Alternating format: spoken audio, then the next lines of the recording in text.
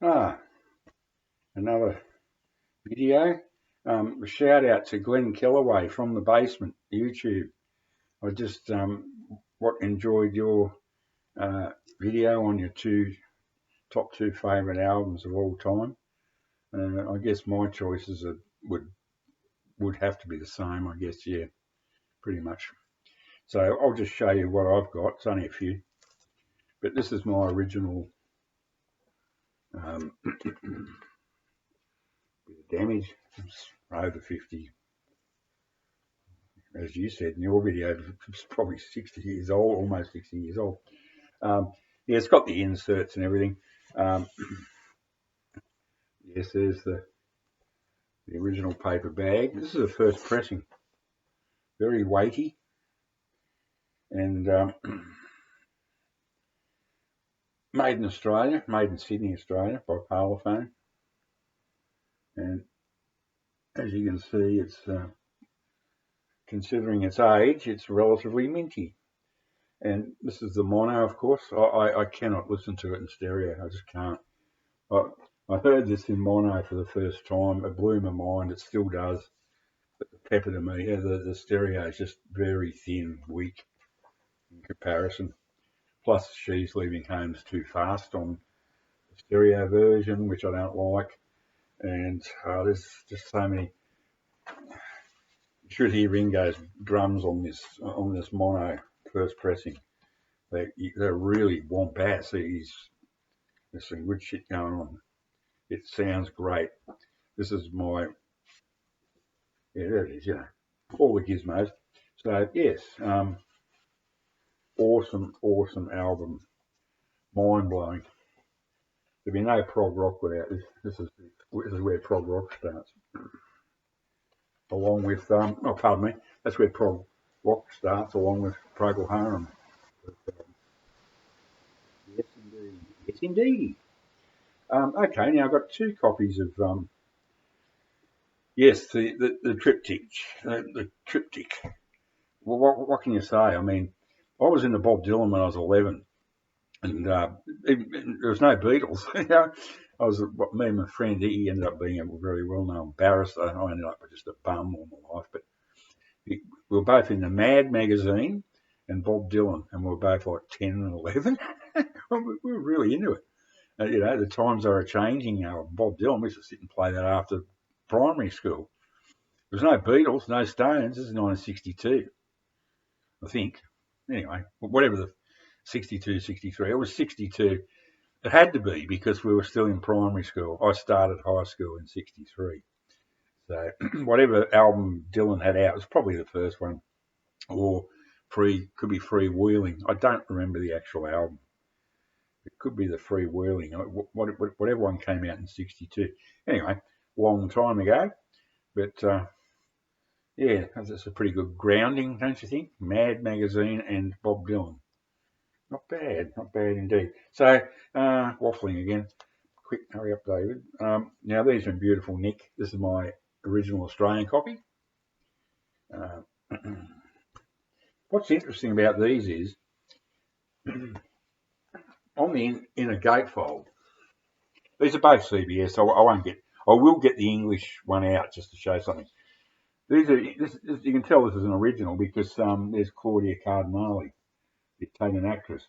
That was, she, for some reason, was offended by it being on the album and it was removed at some stage. I don't know when, but it was. So that's the Aussie one. And the English one, I got this years ago, but I couldn't resist. I'm a bit like you in that regard. If I see a good copy of either of these albums, I'll get them. But I've only managed to get these over the years because these were really good. But the English one has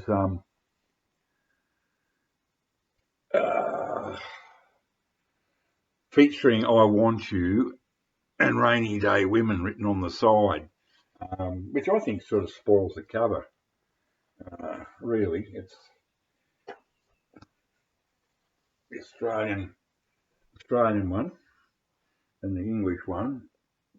And I don't know, it's just more clean. That one, you know, that writing's a bit annoying, but nevertheless, it makes it a bit different. So yes, this is an English copy. And same deal. There's the inner, and there's Claudia Cardinale. I don't know when it was removed. Maybe I'm wrong. Maybe they didn't remove it. I'm sure they did. I'm pretty sure. What I love about this one is, actually, yeah, made in England. But yeah, that's the Australian one's very similar. It's probably a better orange, actually. But I've always loved the CBS one. Yeah, what I've always loved about what we didn't get in Australia was all this fancy stuff like the inner bag, the inner sleeve.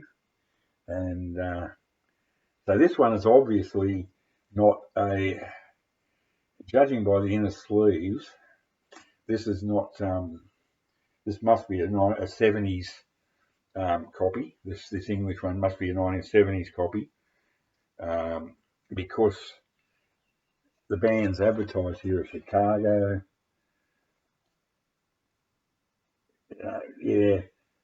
Hammond Bloomfield, Paul Simon, Edgar Winter Band, Albert Hammond, Pat Gallup, and yeah. So this is I picked this up. I can't remember when I picked this up. So this is definitely, I would say, a mid-70s English issue. Just judging by the, hard to say. So I'm not particularly concerned because that one I know is an original. It's as simple as that. So, but